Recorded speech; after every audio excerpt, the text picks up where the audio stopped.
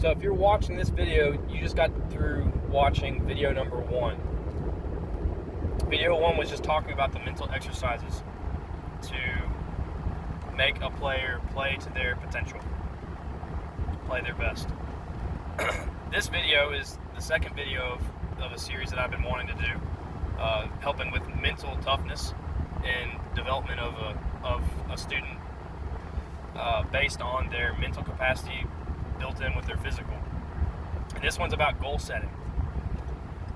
I mentioned in the last video that goal setting for an individual that we do, especially, and this is mainly for tennis, and I think it could be applied to multiple things. Goal setting is super important so that kids can learn how to think for themselves.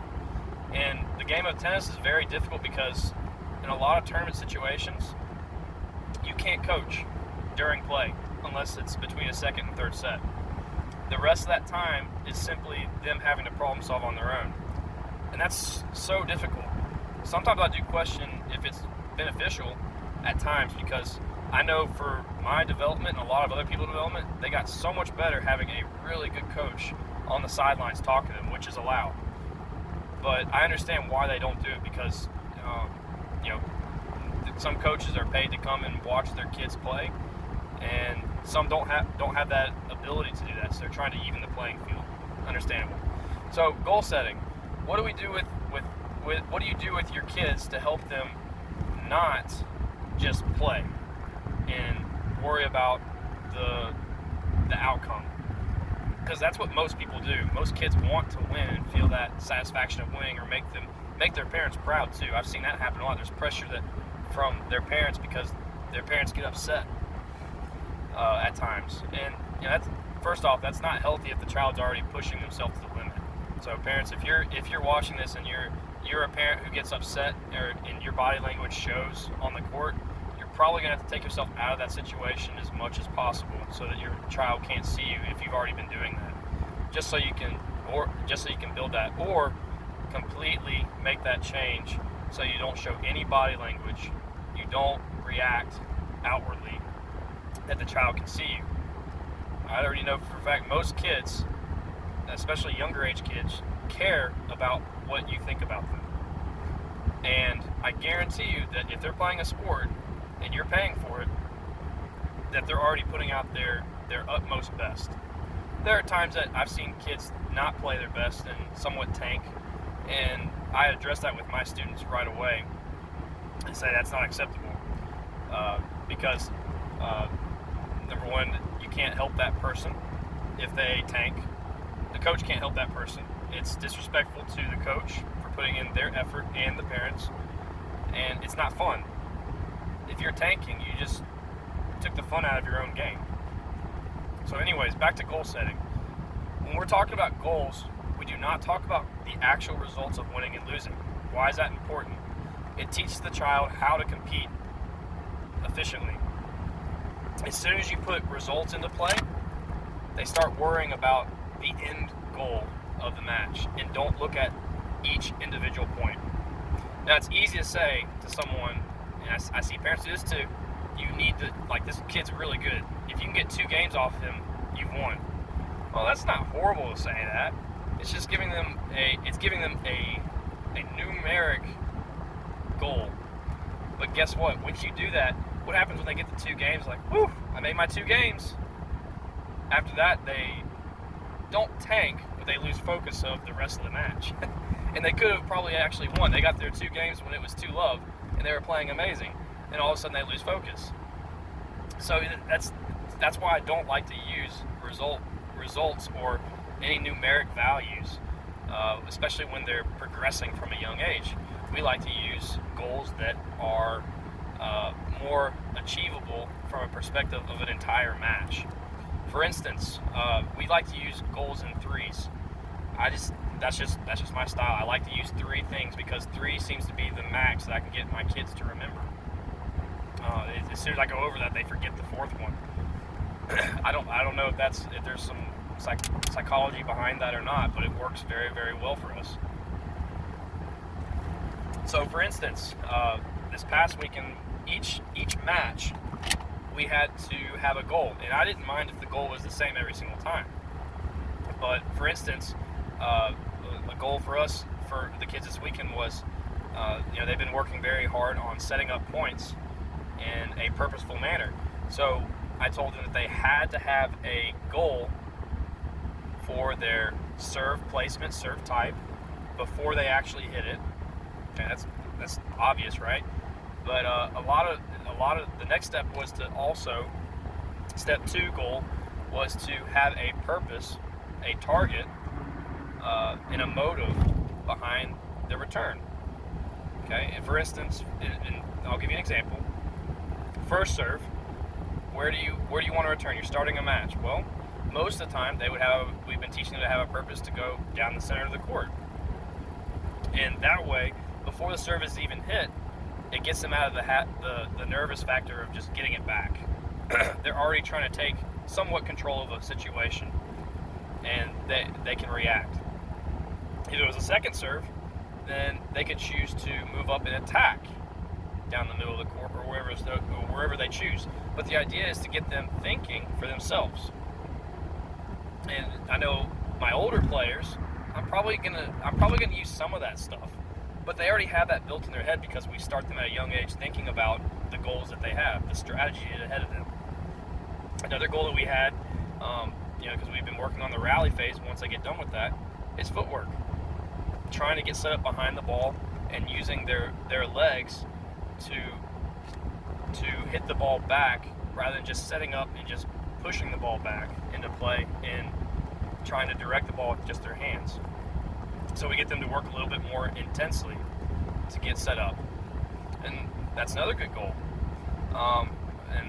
Let's say a third one could have been something mental. As soon as you realize that you're upset or frustrated, towel off. Just to realize that where you're at, so you could actually get there's two factors behind that. Getting your heart rate down to an athletic resting heart rate, so you can actually think, and also to help you realize that you're frustrated and not speed up and make multiple mistakes and virtually take yourself out of the match. So none of those had anything to do with numbers or winning. What I would do after the match is evaluate by talking to them. First thing I always say is, so how'd you do with your goals? And then after that, I get more specific. What were your goals? So just to make sure, because some kids just want to make their coaches happy or their parents happy. And then they're like, I don't remember my goals. Well, okay, then you didn't fulfill any of your goals really, if that's the case. You might have fulfilled a couple of them, but were you focused on those goals the entirety of the match? And if they can't figure it out, obviously it's no. But if they name them out and then I ask them how they think they did with it, they actually are learning and they're actually remembering those during a match usually. Okay, and then after that, we go ahead and evaluate how they played. Were you playing a certain way, or what were you happy about? So back to the goals. Let's go back to the goals. So we have 3 goals. You talk to them before the match, or have them write it down. And then after the match, you ask them, how did they do with their goals? And then you make sure that they put those goals into they actually verbatim tell you what those goals were. And after each goal that they list, they give themselves they go over it in their head. They go over how they think they did. They're grading themselves on that. And if you like to use number system, you can use number system. You can use A plus, B plus. I just simply ask them as a coach and see if I get a positive response. That's really all I do. So that's an easy way to get your kids to think about competing rather than the outcome, so they don't get caught up and start playing to their minimum potential and play to their maximum potential. And then you can go ahead and start talking about other things like what they did well during a match and what you saw they need to improve on. That's an easy way to set goals. And as they progress, my older students, I don't necessarily have to do that. We have a checklist that's really nice that they, for depending on their game style, like, okay, were you varying your shots accordingly, or did you get stuck in a situation that you were just banging? And I just ask them, how did you do mentally in this situation?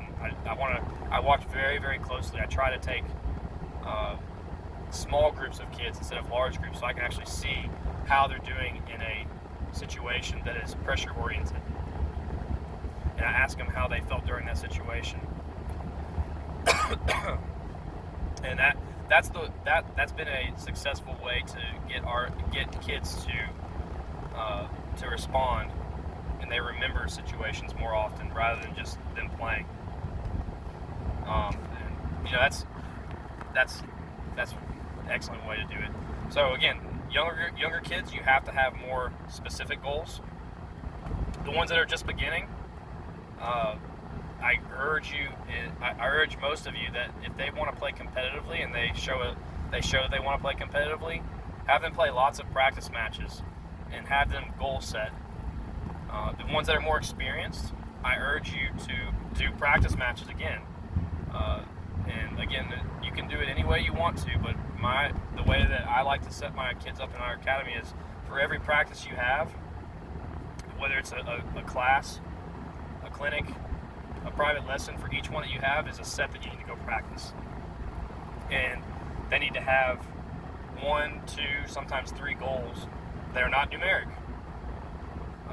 It could be situational numeric, like if I get to 40 love or 40-30, I have to do this. Like I need to remember to do this at this point in time.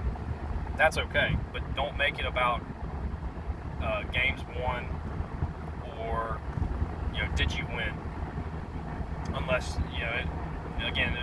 unless you're working on something that is more on the strategy side. You want to keep it more on the strategy side. I don't encourage you to, as you're progressing, to look at just the numbers, because that child will not grow as an individual in the game.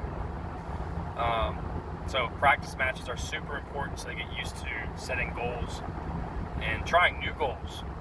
Don't just get used to the same goals over and over again. For instance, if you're an aggressive baseliner and your opponent expects you to stay back, and that's all you've been practicing, well, guess what? You don't have any surprise tactics. If you get into a practice match, you say, for one set, I have to serve and volley 2 or 3 times out of this game when I'm serving. Well, guess what? You're going to have that available to actually use against an opponent in a strategy. And you may see that visually, back to the mental toughness and the mental practices. You may visually see that, and you might use that, and you might believe that you can do it. Whereas if you don't practice it, well, it's hard to visually see yourself being able to do that. That's part of the physical practice. So just remember that. Again, we've got goal setting for practice matches, which may be slightly different, and then we have goal setting for official matches, and we have goal setting for different levels. Beginners are going to be slightly different. Beginners are going to probably have a goal of something as simple as maybe just moving their feet behind a ball, or trying to use their second serve as a first serve so they can get more points started and get more involved in points.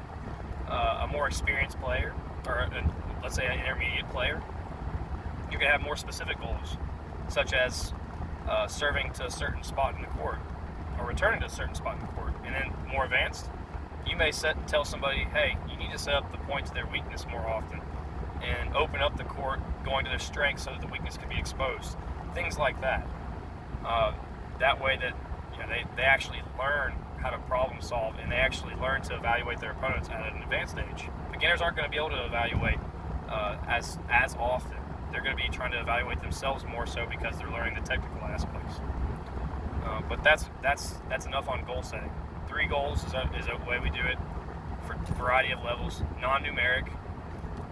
You're always trying to set a goal or goals based on focusing the entirety of a match. How do you evaluate? Set the goals before the match. Write them down if you have to, if the coach is not there. If the parent needs to take themselves out of a situation, then make them write it down. After a match, have them evaluate themselves on the goal and make sure that they know the goals. after the match. It's a good way to get themselves to start taking accountability for their own game rather than just going to play. And it's still fun.